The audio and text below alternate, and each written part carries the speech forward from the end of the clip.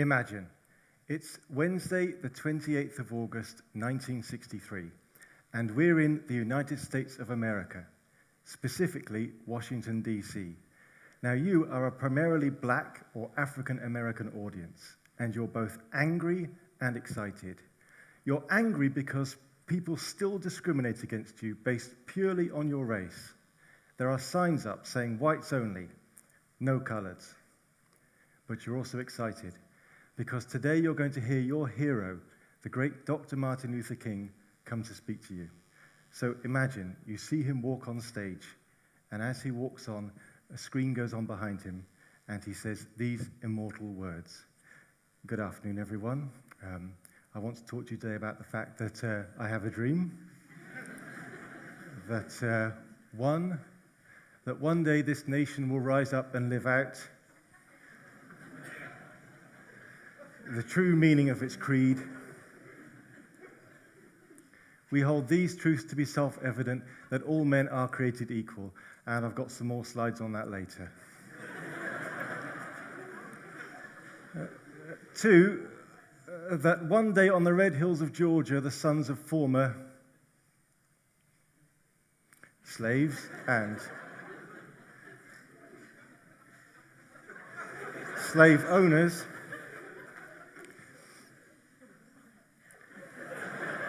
we'll be able to sit down together at the table of brotherhood. And I'm going to show you that table later on in my presentation. For those of you taking notes, it'll be on slide 87. 3, we have to wait a few moments for this animation. I got a bit carried away with PowerPoint. There's so many features. 3, that one day even the state of Mississippi, a state sweltering with the heat of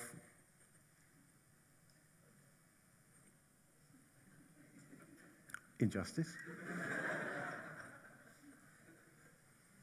You can do all kinds of things with PowerPoint. Look at that. You get words going right across the screen. Oppression.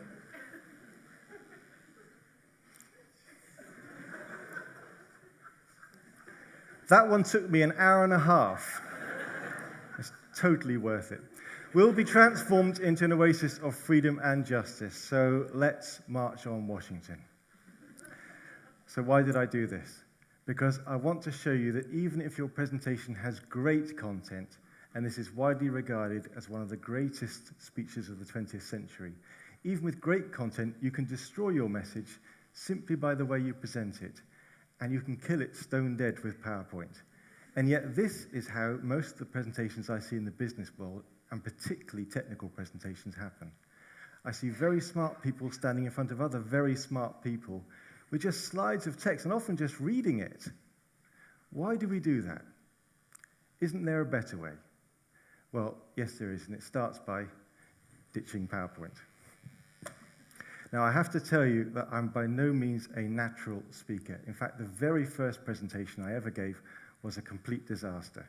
I was 13 years old at school in England. Here in the Netherlands, of course, it's different. My daughter was just 6 years old when she gave her first presentation, and she chose to speak about England.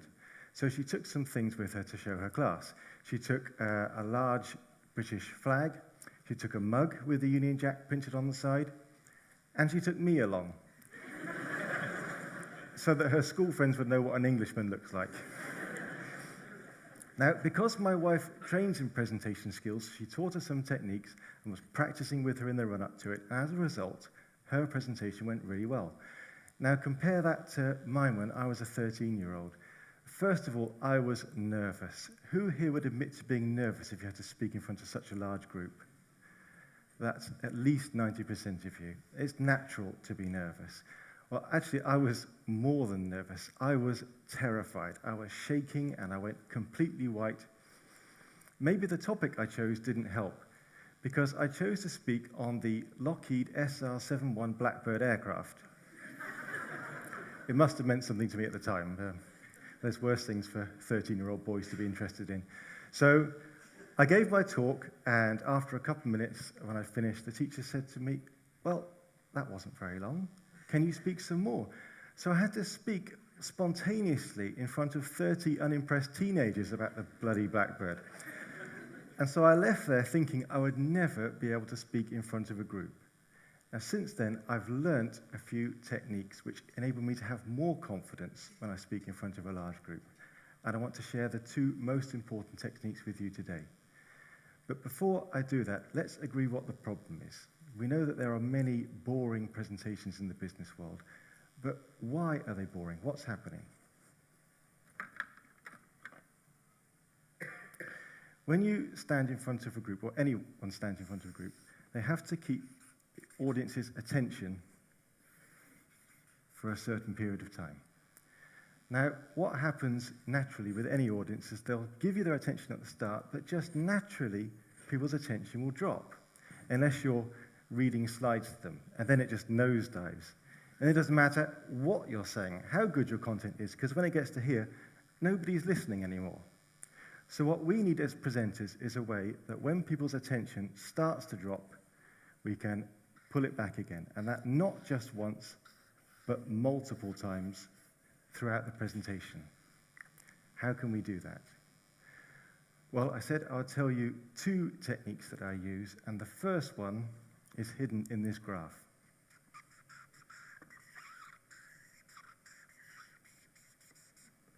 It's questions. I ask questions throughout my presentation. Have you noticed? You see how easy it is? I could ask questions like this all the time, and I would keep your attention, wouldn't I? But it would be annoying after a while, wouldn't it? See, that's one way I ask questions. I ask questions, and I turn a normal sentence into a question. Just turn a normal sentence into a question format. Another way I can ask questions is when I ask a question and then answer it myself. For example, just now I said, why are so many presentations boring? And that gives me the opportunity to answer it. It's a way to introduce the next topic. And the third way is when I ask a question, but then I expect an answer from you. So just now I said, who here would be nervous if you had to speak in front of a large group? Now, I'm not conducting market research. I already know the answer. It's going to be at least 90% of people. The only reason I asked the question is to keep your attention. You see, question marks are shaped like hooks, and all I'm doing is hooking into your brain and drawing your attention back to me as the presenter. And great orators, really great orators, use tricks and techniques to keep people's attention.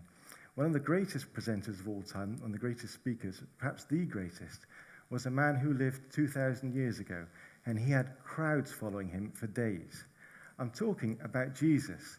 He used questions to keep people's attention. Questions like, what are people saying about me? Who do people say that I am? And who do you think that I am?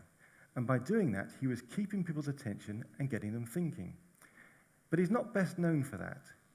What's Jesus best known for in terms of his speeches?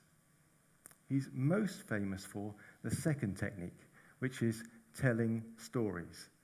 Now, do you see how I use Jesus then as a bridge from one topic to the next? You might have heard of some of his stories like the Good Samaritan or the Prodigal Son. And these are stories which exist in our culture even 2,000 years later. You see, stories are memorable. You can go much further back, for example, to Greek mythology. Stories like the wooden horse of Troy. And who's heard of the expression Trojan horse? All right, just take a look around now. You see, the trick even works when you know about it. That was my own Trojan horse in this presentation. So stories are powerful because they keep people's attention and they are memorable. And because they are memorable, you can use them to help your audience remember things. For example, a few moments ago, I told you two stories. The first was about my daughter when she was at school. Just shout out the answer. What topic did she speak about? England, that's right. And when I told you about when I was a very nervous 13-year-old, what topic did I speak about? Blackbird aircraft. You see, this is completely useless information. But because I put it in story format, you remember it. It stays in your mind. So stories are very powerful to keep people's attention and to help them remember details. Now, whenever I tell audiences or people about the power of storytelling, I always get the same objection, and I heard it recently when I was speaking at a company that hires software staff, and all their software staff need to go through something called the Software Introduction course. And I was speaking to the presenters of this course, and I was telling them about storytelling, and one of them raised this objection I heard all the time. He said, well, listen, I can't tell stories. I've got a technical presentation.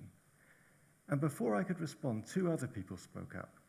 One of them said, well, my topic is software architecture, and I tell the story of how we came to have the good architecture we have today. And then someone else said, well, my topic is software version control, which sounds like the most dull topic on planet Earth. And he said, and I tell the story of what happened when we didn't have good version control, that we released version 1 to the customer, and we later found out it had a bug, so we released version 2 to fix that defect. And when we released version 3 with lots of new features, that first bug reoccurred. And I left there thinking, if you can tell stories on a software introduction course, you can tell stories anywhere. The problem isn't that we can't, it's just that we're not used to it. It's like a muscle we've never used. It's like Keanu Reeves in The Matrix. Okay, so here's a spoiler alert. When Neo comes out of the Matrix, he realizes that he's never used his muscles before, and he has to learn over weeks and months to use them. And that's the same with storytelling. At the start, it's hard, but with practice, you'll be including them naturally in your presentations. So how can you use these two techniques? I'm going to show you now a very simple format, which, if you use, will make your presentations more clear, more focused, and much more memorable. You simply ask and answer 4 questions. The first question is, what is the problem? What is the problem that you're addressing with your presentation, whether it's in your company, your department, your school, wherever? Here's a great opportunity to tell your first story. A story of how you encountered this problem. And then you can tell us why it's important to you. And while you say this, you can also say why it's important for us. Because if there's one question that every audience member has on their mind during every presentation, it's this. What's in it for me? You're there talking all this time, taking half an hour or an hour of my life I'm never going to get back. Why should I listen to you? Always tell people why they should listen. That's why, for example, I just said, using this simple format, your presentations will become more clear, more focused, and much more memorable. Always tell people why they should listen to you. Second question. What's the cause? Why did this problem occur? Here's a great opportunity to tell your second story. A story of how you got to the bottom of this problem and really investigated it and found out what's going on. Third question. What are possible solutions? And here's an opportunity to tell multiple stories. You say, we tried out solution A, and that completely failed because, and then we tried out solution B, and tell the story of how that seemed to work better, and so on. And then finally, what's your chosen solution, or recommended solution, depending on the context. And if you've already implemented this, you can tell the story of how it's affecting your original problem, how it's solving it. And this whole format forms a story of how you found a problem, how you investigated it, how you tried out different solutions, and how you came to the format that you're recommending, the solution you're recommending. And this simple format works for different kinds of presentations. It works for management presentations, it works for technical presentations, and to my surprise, it even works for TED Talks. Because I didn't realize this until right at the end of my preparation, but my talk actually follows this format.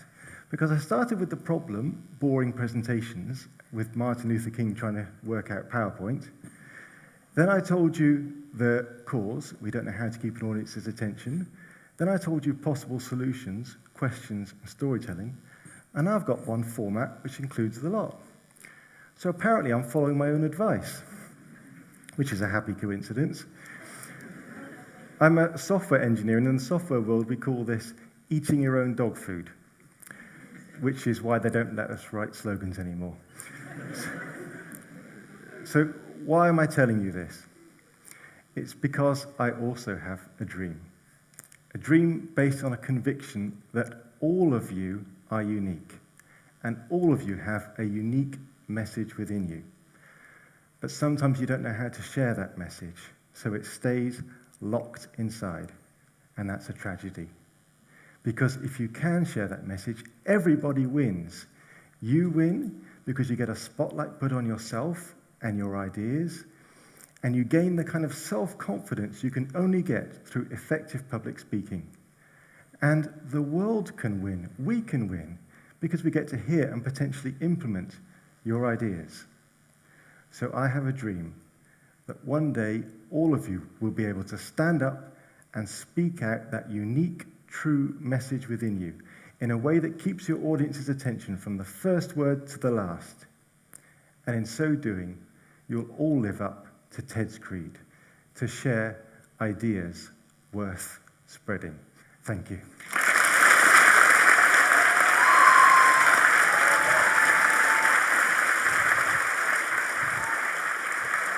That was great.